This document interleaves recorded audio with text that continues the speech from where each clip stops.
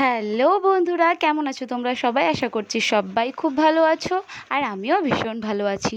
সন্তোষ ব্লগের আরেকটা নতুন ভিডিওতে তোমাদের অনেক অনেক স্বাগত জানাই।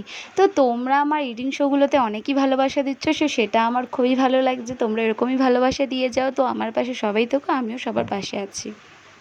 তো আজকে তোমাদের সাথে যেটা শেয়ার করব সেটা হলো এই মূর্তি দুটো আমাদের বহু বছরের মূর্তি, বহু বছরের মানে বহু বছরেরই।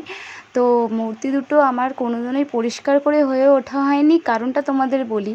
কারণটা হলো যে একবার আমাদের এইখানে গোপাল পরিষ্কার করতে যারা আসে, মানে যারা গোপাল টোপাল পরিষ্কার করে সুন্দর করে অঙ্গরাগ করে, তো তাদের কাছে একবার আমার শ্বশুরমশাই এই মূর্তি দুটো নিয়ে গেছিলো। তো তারা বলেছিল এই মূর্তি দুটো নাকি পরিষ্কার হবে না, এইগুলো নাকি কাস্টিং লোহা। তো সেইটা যে কোনো একটা কিছু হয়, তো সেটার মধ্যে একটি কারণ এইগুলো পরিষ্কার হবে না। যদিও পরিষ্কার করা হয় সেটি আবার কালো রূপে রূপান্তরিত হয়ে যাবে, কালো রঙে। তো দেখো, রূপান্তরিত হয়ে যাওয়ার ব্যাপারটা সেটা না যে একদিন না একদিন সেটা পরিষ্কার করতে হবে বা পরিষ্কার করাটাই স্বাভাবিক, এরকম একটা ব্যাপার। কিন্তু তারা বলেছিল এটা পরিষ্কারই হবে না।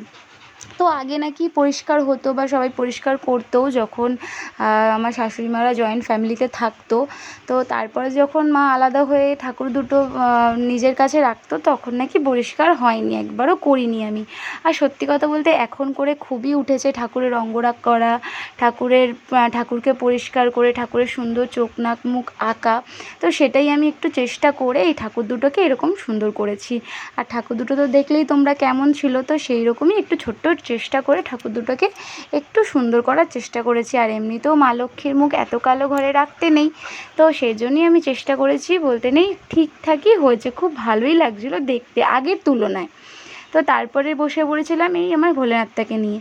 তো শিব ঠাকুরটা অনেক বছরের, যখন থেকে আমি সিংহাসন পেতেছি তখন থেকে সিংহাসন এইটা হলো তারকেশ্বর থেকে আনা, ওই প্রায় ধরো ওই 4-5 বছর ধরে। তো এতদিন থাকতে থাকতে তো তাকে স্নান করাতে করাতে, তাকে অভিষেক করাতে করাতে তার রঙটাও হালকা হয়ে এসছে, পুরো উঠেই গেছে, তোমরা দেখতেই পাচ্ছ। তো আমি ভাবলাম যে শিব ঠাকুরটাকেও পরিষ্কার করে, আমি তার আগে একটা ভিডিও দেখেছিলাম ইউটিউবে যে এরকমভাবে রঙ করলে রঙটা অনেক দিন থাকে। তো সেই নিয়েই আমি বসে পড়লাম ভাবনা চিন্তা নিয়ে যে না, আমি শিব ঠাকুরটাকেও ভালো করে শিবলিঙ্গটাকে রঙ করে নেব।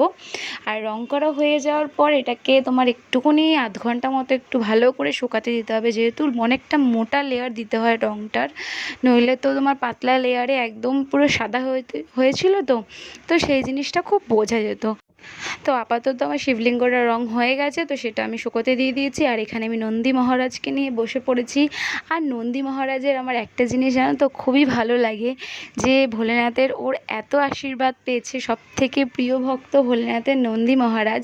তো তার কানে যখন কিছু তোমরা বলবে, তো সেটা হয়তো তোমাদের কোনো না কোনো দিক থেকে কোনো না কোনো দিন হয়তো সত্যি হতে পারে। তোমরা করে দেখো। তো আমি এই জিনিসটা করেছি যতবারই আমাদের এখানকার কোনো বড় ভোলেনাথের বা শিব ঠাকুরের কোনো মন্দিরে যাই, তো আমি জিনিসটা করি। রিসেন্টলি ভূতনাথে গেছিলাম, তো সেখানেও করেছিলাম। তো সবাই বলে নন্দীর কানে বললে সেটা নাকি ভোলেনাথের কাছে সব থেকে আগে পৌঁছায়, এটা তার আশীর্বাদ রয়েছে। তো তারপরে ওনাকে রং করে আমি বসে পড়েছি এখানে বাটিটা রং করতে। আর ভেতরটা আমি প্রথমে রং দিয়ে ফেলেছিলাম জানো তো, ভেবেছিলাম ভেতরটাও রং করে দেবো, কিন্তু ভেতরটা রং করে কি করব বলো, ভেতরটা তো সব সময় জল থাকবে। আর ওই জন্য আমি আর ভেতরটা রং করিনি, জাস্ট এরকম আধখাচড়া রংটা হয়ে গেছিলো বলে আমি এটাকে সুন্দর করে একটা শেপ দিয়ে দিয়েছি।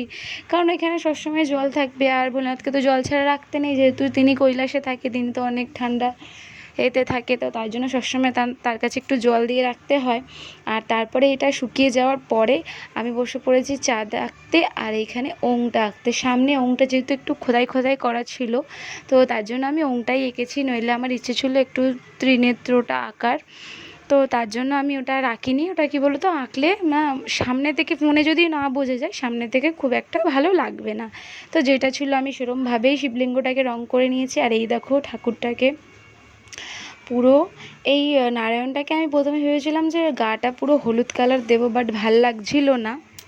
তো তারপরে দেখলাম যে না, সেটা খুব একটা ভালো লাগছে না, তার জন্য আমি তার সবটা গয়নাগাটি, কাপড়, ধুতি এইসবই রং করেছি। আর এই যে পুরো আমার পুজো কমপ্লিট। তো কেমন লাগছে সবাই বলো। আর এই দিনটা ছিল বৃহস্পতিবার, তো আমি ভালো মতো একটু লাড্ডু নকুলদানাতে পুজো দিয়েছি। ভালো লাগলে like, share and subscribe. Tata.